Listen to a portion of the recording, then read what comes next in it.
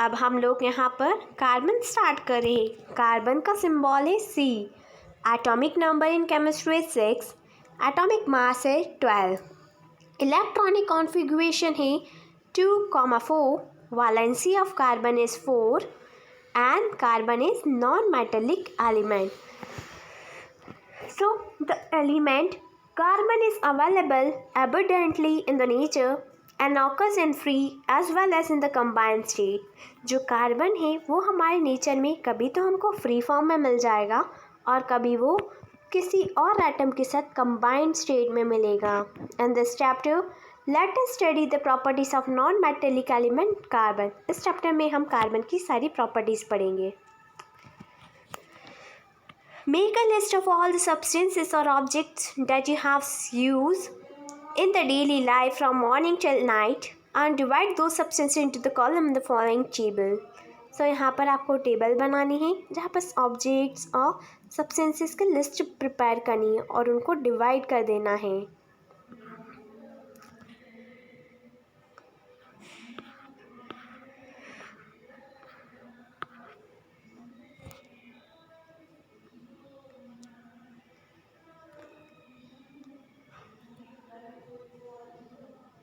आज हम लोग इस वीडियो में class 9 science and technology Maharashtra board का एक बहुत important topic occurrence of carbon पढ़ने वाले हैं कि कार्बन का ऑकरेंस कैसे हुआ, कार्बन ऑकर कैसे हुआ. The name carbon is derived from the Latin word carbo. So जो कार्बन का नाम है वो एक लैटिन वर्ड से आया है कार्बो, जिसका मतलब होता है कोल यानी कोयला. Carbon is found in the nature in free as well as the compound state. Carbon हमारे नेचर में फ्री स्टेट में भी मिलता है और कंपाउंड स्टेट में भी मिलेगा. Carbon in the free state is found as diamond and graphite. जो कार्बन हमको हमारे नेचर में फ्री स्टेट्स में मिलेंगे वो है डायमंड और graphites. And in the combined state in the following compounds. और जो कंबाइंड स्टेट में मिलेंगे वो हमको यहाँ पर कुछ नाम बता रखे हैं as carbon dioxide and in the forms of carbonates such as calcium carbonate, marble, calamine. जैसे कि कार्बन डाइऑक्साइड के फॉर्म में, जैसे कि एग्जाम्पल दे रखा है calcium carbonate ZnCO3. Next is fossil fuel such as coal, petroleum and natural gas. Third one is carbonaceous nutrients such as carbohydrates, proteins and fats. And last one is natural fiber such as cotton, wool and silk.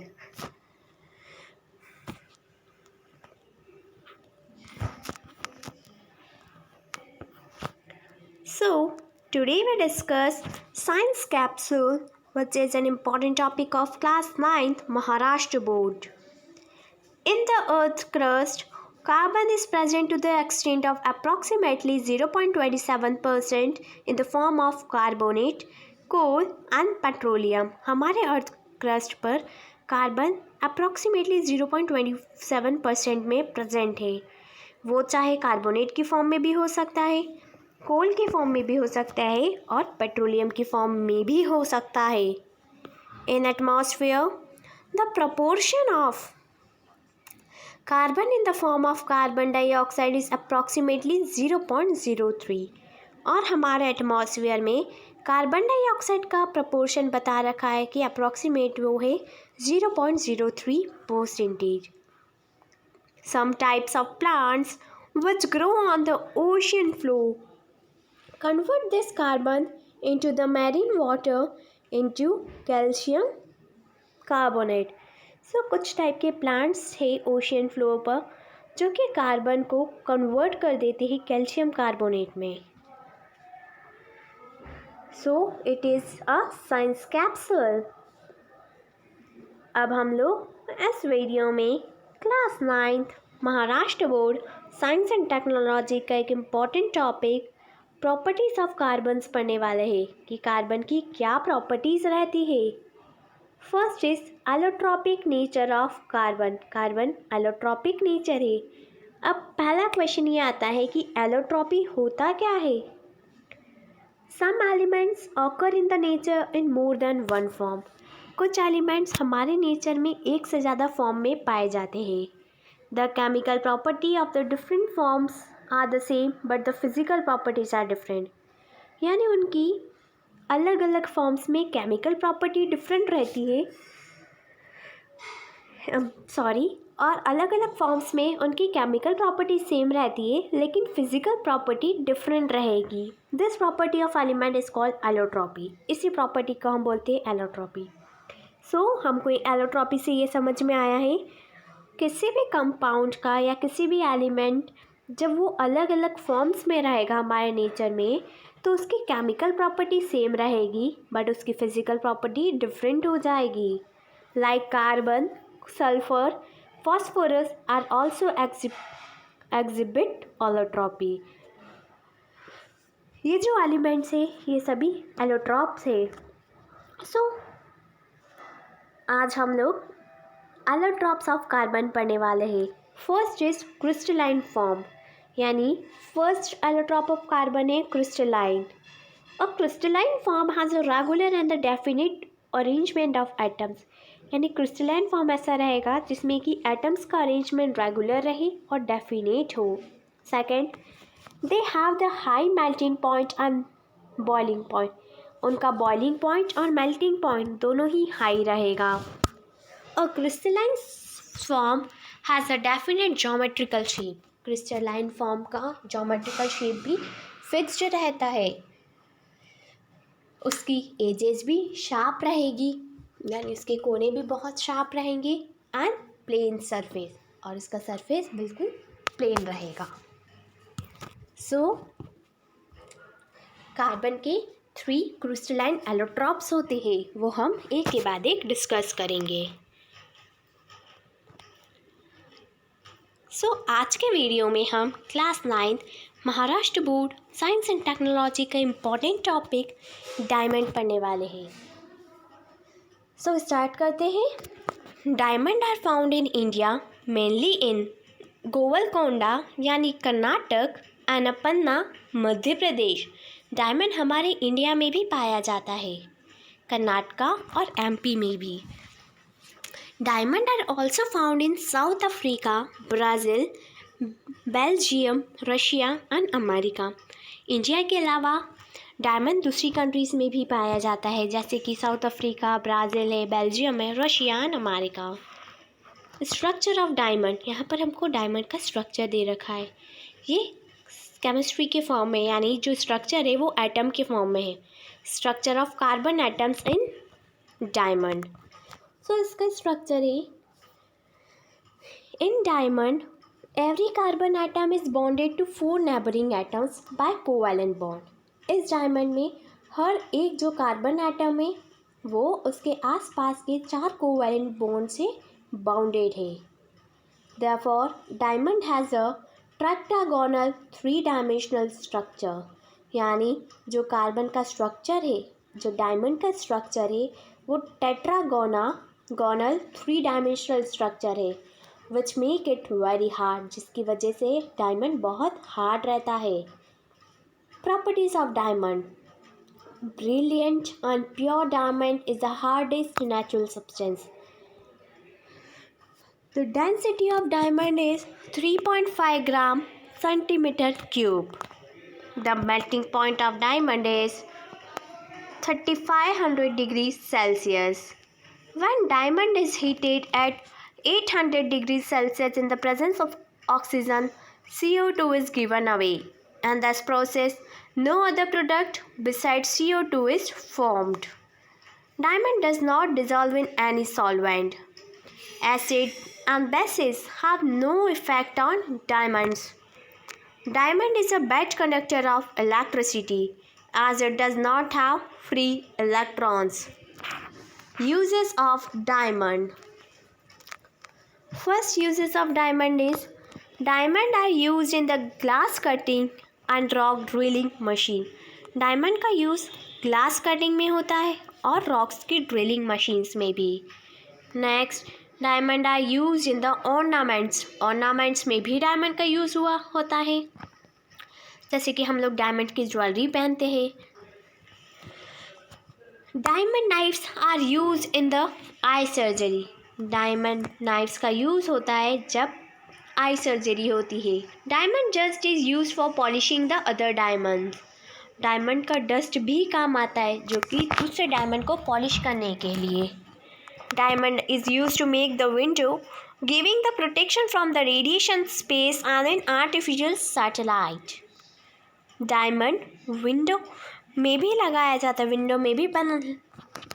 Window को बनाने में भी काम आता है, जिससे कि वो रेडिएशन से प्रोटेक्ट करता है। A peep in the past. Once upon a time India was famous for the Kohinoor diamond. एक समय की बात है, इंडिया कोहिनूर डायमंड के लिए बहुत ज़्यादा फेमस हुआ करता था। The diamond was found in the 13th century in the mine at Guntur, it means which is in the Andhra Pradesh. ये जो डायमंड 13th century में मिला था, जब वो खदान में से ये डायमंड मिला था Kohinoor, and its weight was 186 carat. Kohinoor diamond का वेट बता रखा है 186 carat.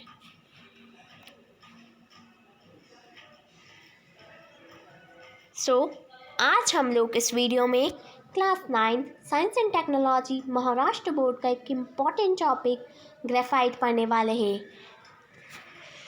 Graphite is found in the natural state in Russia, New Zealand, America and India. Graphite natural states में मिला है। The lead use in the pencil is made by mixing the graphite with clay. जो lead pencil में पाई जाती है वो graphite के साथ जब हम क्ले को मिक्स कर देंगे तो वो लीड का फॉर्मेशन ले लेगा। This process was discovered by the Nicolas Jacques Conte 1795। Structure of graphite. Graphite का स्ट्रक्चर क्या होता है? यहाँ पर graphite and the structure of carbon atoms in graphite बता रखा है। ये जो स्ट्रक्चर है ये ग्रेफाइट का है, और ये जो स्ट्रक्चर है वो कार्बन एटम्स, ग्रेफाइट में कार्बन एटम का कैसा अरेंजमेंट है उसका स्ट्रक्चर है। So every carbon atom in the graphite is bounded to the 3 other carbon atoms in such a way that a hexagonal layer structure is formed। यानी graphite में हर एक कार्बन एटम 3 कार्बन बॉन्ड है 3 अलग carbon atom से, जिसकी वजह से एक हेक्सागोनल लेयर बन रही है। A graphite crystal is made of many sheets or the layers of carbon atoms. These layers slip over each other on applying the pressure. One layer of graphite is called the graphene. Graphite की एक layer को हम बोलते हैं graphene.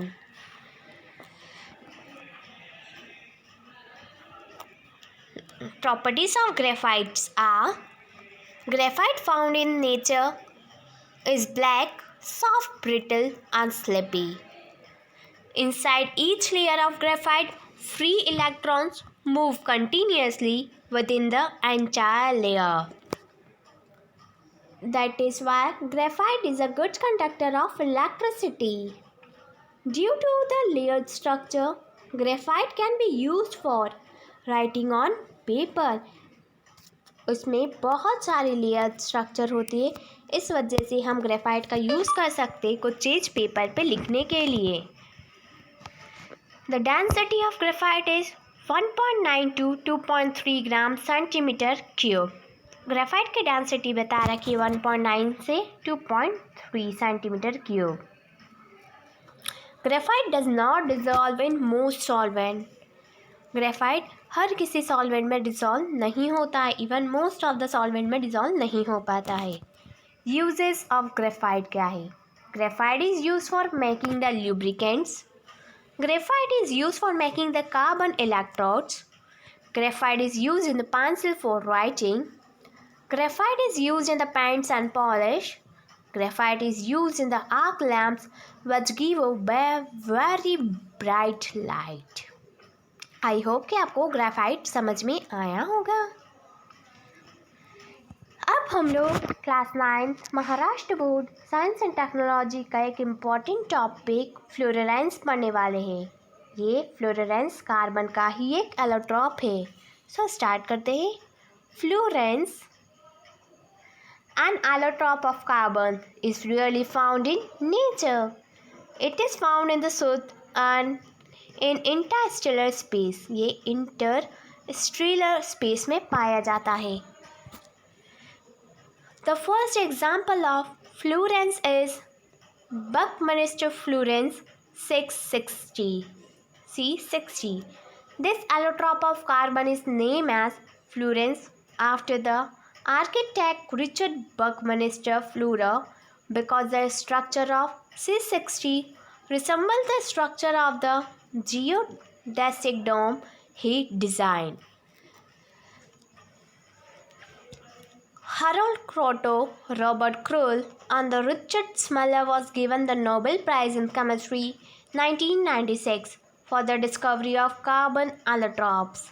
Fluorines C60, C60, C70, C76, C82, and C86 are other examples of fluorines. These molecules occur in smaller number in soot. यहाँ पर हमको properties और यूजेस दे रखे हैं. Properties of fullerenes are molecules of fullerenes are found in the form of bulky balls and bucky tubes.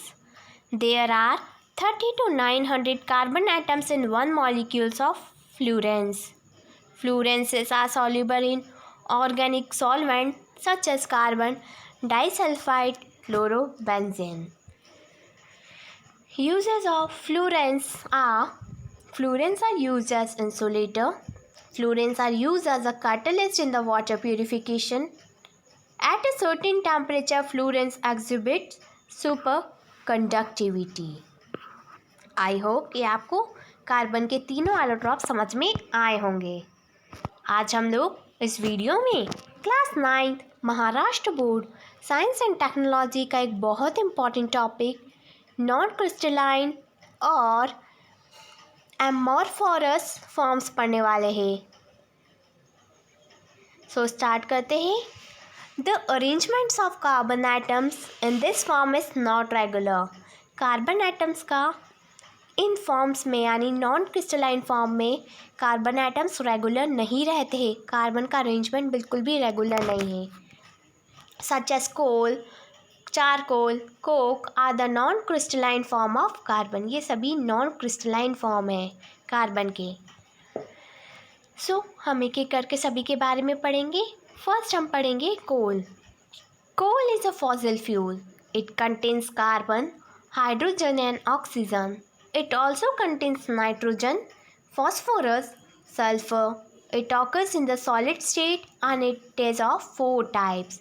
कोल एक fossil fuel है जो हमारे नेचर में सॉलिड स्टेट में पाया जाता है, जिसके 4 फॉर्म्स बताए. First is peat, second is lignite, third is bituminous coal, and fourth is anthracite. So first अपन पढ़ेंगे pith. Formation of pith is the first step in the formation of coal. It contains a high proportion of water and less than 60% of carbon. यहाँ पर water का proportion ज़्यादा रहता है और carbon 60% से भी कम रहता है. Therefore, no much heat can be obtained from pit. जब हम पिट को बंद करते हैं तो हीट बहुत कम, बहुत रेयरली निकलती है. Then lignite. Pit was transformed into lignite due to the increased pressure and temperature inside the earth.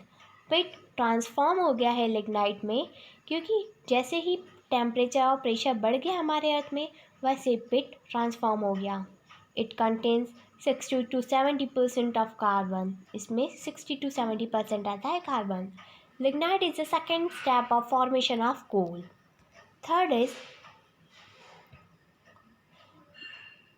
bituminous coal. Bituminous coal was formed as the third step of formation of coal. It contains 70 to 90% of coal. And the last is anthracite. Anthracite is known as the pure form of coal because this coal is hard and contain about 95% of carbon. जो anthracite है उसमें carbon का 95% रहता है। Next हम लोग पढ़ेंगे charcoal. The charcoal that is made from the animals is made from their bones, horns, etc. On the other hand, the charcoal made from the plant is formed by the combustion of wood in the insufficient supply of water, insufficient supply of air. Charcoal दो type से बनता है, एक through animals और then through plants.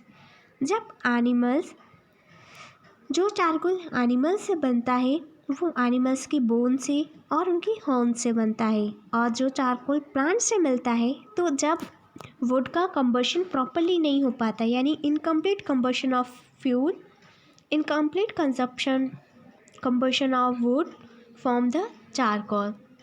जब हम would को combust करेंगे वहाँ पे अगर एयर का सप्लाई सफिशिएंट नहीं होगा तो चारकोल का फॉर्मेशन हो जाएगा।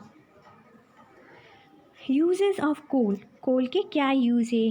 कोल is use as a fuel in factories and homes. Coal factories में भी यूज़ आता है, घरों में भी यूज में आता है। Coal is use to obtain the coal, coke, coal gas and coal tar. Coal is used in the thermal power plant for the generation of electricity. Next हम लोग coke पढ़ेंगे. The pure coal that remains when the coal gas has been taken away from the coal is called coke. Uses of coke is used in the domestic fuel. Coke is used as a reducing agent. Coke is used in the production of water gas such as CO plus H2 and the producer gas CO plus H2 plus CO2 plus N2. I hope बच्चों कि आपको यहाँ तक सारे form समझ में आए होंगे। ये सभी non crystalline forms of carbon थे।